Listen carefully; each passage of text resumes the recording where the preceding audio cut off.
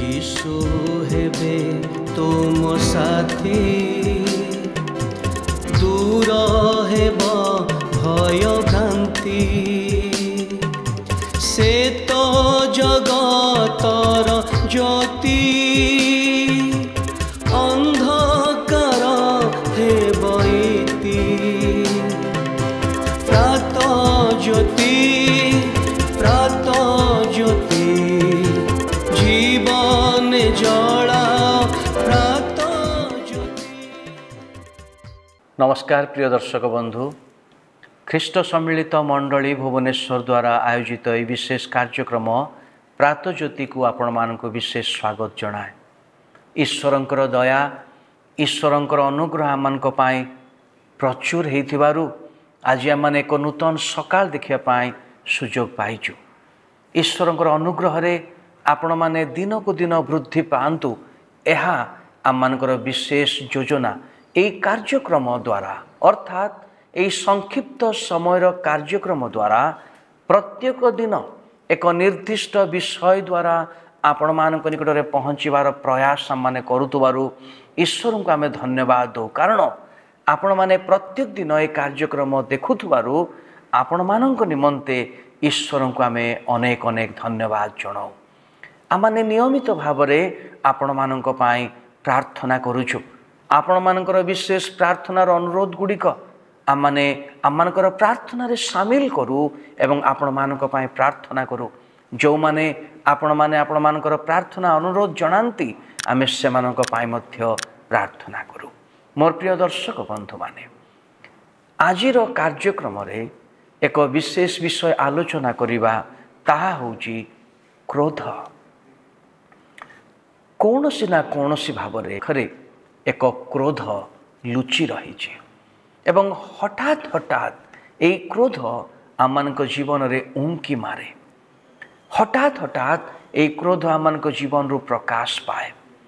आमने कही पारिबानी जे जड़े व्यक्तिर जीवन रे कौनसी मात्रा रे क्रोध नाही।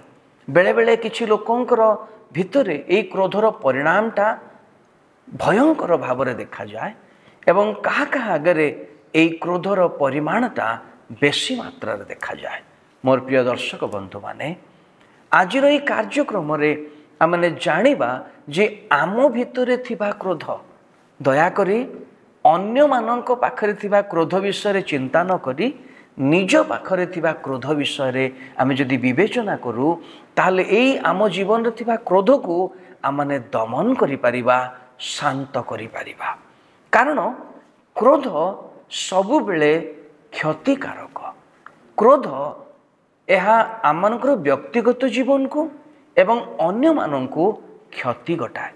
क्रोध करिबा द्वारा आमनकर शारीरिक क्षति घटे एवं ए क्रोध करिबा द्वारा आमे क्रोध करी आमे जानि पारि न थाउ आमे कोन कहिबा पई चाहूछु अन्य माननकु एवं सही समय रे क्रोधांध होबारु आमे अन्य माननकु आघात देबा बळी व्यवहार आमाने करू। मोर प्रिय दर्शक बंधु माने, आमे क्रोध रे अंध हे जिबारु आमे अन्य माननकु आघात देबा बळी व्यवहार करू, अन्य माननकर क्षति करू। तेणु एहा उभय पक्षर क्षति घटाए। मोर प्रिय दर्शक बंधु माने, जदि आमे निज विषय सचेतन हो, निज पाखरे थिबा क्रोध विषय सचेतन हो, ताहले अनेक गुड़े विषयर समाधान आमने करि परिबा। एथिपाई पवित्र शास्त्र बाइबल मध्य आमनकु अनेक परामर्श दिए। ता भितरु मु आपण मानक पाई पवित्र शास्त्र बाइबल रो गोटी अंश पढ़िबी। ता होची याकूब पुस्तक तार 1 अध्याय 19 पद। ए प्रकार लिखा अछि, हे मोहर प्रिय भाई माने, तुम्भे माने यह ज्ञात अछ, प्रत्येक जन शुणिबारे तत्पर, कहिबारे धीर, पुणी क्रोध करिबारे धीर हेउ। ईश्वरंकर वाक्यर परामर्श बड़ आश्चर्य एवं बड़ उत्तम। जड़े मनुष्य जदि ईश्वरंकर वाक्य पालन करने आरंभ करिब प्रकृत रे ताहले ता जीवन रे एक सौंदर्य रे परिपूर्ण हो।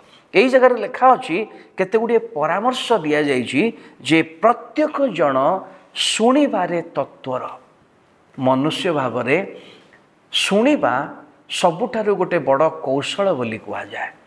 ଅନେକଙ୍କର ଶୁଣିବାର ଧୈର୍ଯ୍ୟ ନଥାଏ, କିନ୍ତୁ ବାଇବଲରେ ପରାମର୍ଶ ଦିଆଯାଉଛି ଯେ ପ୍ରତ୍ୟେକ ଶୁଣିବାରେ ତତ୍ପର, ଚଞ୍ଚଳ ହେବା ଦରକାର ଶୁଣିବା ପାଇଁ ଏବଂ କହିବାରେ ଧୀର ହେବା ଦରକାର। ଅନେକ ସମୟରେ କମ୍ କଥାବାର୍ତ୍ତା କରିବା ଏକ ଉତ୍ତମ ଅଭ୍ୟାସ। ହୁଏତ ବେଳେବେଳେ ଅନେକ ଲୋକଙ୍କୁ କୁହାଯାଏ ଯେ ଏମାନେ କମ୍ କଥାବାର୍ତ୍ତା କରନ୍ତି, କିନ୍ତୁ ମୁଁ ଆପଣମାନଙ୍କୁ କହିବା ପାଇଁ ଚାହୁଁ, ଯଦି ଆପଣଙ୍କ ପାଖରେ ସେଇ ଗୁଣ ଅଛି ତାହେଲେ ଏକ ଉତ୍ତମ ଗୁଣ ବୋଲି ଆପଣ ଜାଣିବେ। କହିବାରେ ଧୀର ଏବଂ ସବୁଠୁ ଆଉ ଗୋଟେ ବଡ଼ ପରାମର୍ଶ, କ୍ରୋଧ କରିବାରେ ଧୀର। ଅନେକ ସମୟରେ ମୁଁ କ୍ରୋଧୀ, ମୁଁ ରାଗୀ ବୋଲି ବେଳେବେଳେ ଗର୍ବ ବି କରୁ। ଅନେକ ସମୟରେ ଆମେ এই ବିଷୟକୁ ନିଜର ବଡ଼ପଣିଆ ବୋଲି ମଧ୍ୟ ଭାବୁ ଯେ ତୁମେ ମୋତେ ଜାଣିନାହ, ମୁଁ ବହୁତ ବଡ଼ ରାଗୀ ଲୋକ। ମୋର ପ୍ରିୟ ଦର୍ଶକ ବନ୍ଧୁମାନେ, ଏହା ଗର୍ବ କରିବାର ବିଷୟ ନୁହେଁ। ବାଇବଲ ଏଥିପାଇଁ ଆମମାନଙ୍କୁ ଏକ ପରାମର୍ଶ ଦିଏ ଯେ କ୍ରୋଧ କରିବାରେ ଧୀର ହେବା ଆବଶ୍ୟକ। ଯଦି ଆପଣଙ୍କୁ ଲାଗେ ଯେ ଆପଣ ଜଣେ କ୍ରୋଧୀ ମନୁଷ୍ୟ, ହଠାତ୍ କ୍ରୋଧ କରନ୍ତି, ଆଜି ବାଇବଲର ପରାମର୍ଶ ନିଅନ୍ତୁ। କ୍ରୋଧ କରିବା ପାଇଁ ଧୀର ହୁଅନ୍ତୁ। ଅନେକ ଗୁଡ଼ିଏ ବିଷୟର ସମାଧାନ ହେବ। କ୍ରୋଧ କରିବା ଆପଣଙ୍କର ଜୀବନର କ୍ଷତିକାରକ ଏବଂ ଅନ୍ୟମାନଙ୍କର ଜୀବନର କ୍ଷତିକାରକ। କାରଣ କ୍ରୋଧକୁ ଅନ୍ଧ ସହିତ ଯୋଡ଼ାଯାଇଛି, କ୍ରୋଧାନ୍ଧ ବୋଲି କୁହାଯାଏ। କ୍ରୋଧ କରିବା ଦ୍ୱାରା ଆମେ କ'ଣ କହିଥାଉ, କ'ଣ କରିଥାଉ ତାହା ଜାଣିପାରିନଥାଉ। ତେଣୁ ମନୁଷ୍ୟ ଜୀବନରେ କ୍ରୋଧ କରିବା ବାଇବଲ ଅନୁମୋଦିତ ନୁହେଁ। ତେଣୁ କ୍ରୋଧ କରିବା ପାଇଁ ଆପଣ ସ୍ଥାନ ଛାଡ଼ି ଦିଅନ୍ତୁ। କ୍ରୋଧ କରିବା ପାଇଁ ଧୀର ହୁଅନ୍ତୁ। ଏହା ଆମମାନଙ୍କୁ ବାଇବଲ ପରାମର୍ଶ ଦିଏ। ବାଇବଲ ଅନେକ ପରାମର୍ଶ ଦିଏ। କ୍ରୋଧ କରିବା ଲୋକଙ୍କୁ ପବିତ୍ର ବାକ୍ୟ ବାଇବଲରେ ହିତ ଉପଦେଶ ତାର 14 ଅଧ୍ୟାୟ 17 ପଦରେ ଏ ପ୍ରକାର କଥା ଲେଖା ଅଛି ଯେ ଅଜ୍ଞାନମାନେ କ୍ରୋଧ କରିବା ଦ୍ୱାରା ନିଜର ସବୁ ବିଷୟ ବାହାର କରି ପକାନ୍ତି। କ୍ରୋଧ ଆପଣଙ୍କର ଯଦି ଜୀବନରେ ବାହାରି ଆସେ, ଆପଣ କ'ଣ କହୁଛନ୍ତି ତାହା ଜାଣିପାରିବେ ନାହିଁ। ତେଣୁ ଆଜି ବାଇବଲ ଅନୁସାରେ ଗୋଟିଏ ପରାମର୍ଶ ଗ୍ରହଣ କରନ୍ତୁ ଏବଂ ସେହି ପରାମର୍ଶ କ୍ରୋଧ କରିବାରେ ଧୀର ହୁଅନ୍ତୁ। ପ୍ରଭୁ ଆପଣଙ୍କ ଜୀବନରେ ଅନେକ ଉତ୍ତମତା, ଅନେକ ସଫଳତା ଆଣିଦେବେ। ପ୍ରଭୁ ଆପଣଙ୍କୁ ଆଶୀର୍ବାଦ କରନ୍ତୁ। ଧନ୍ୟବାଦ।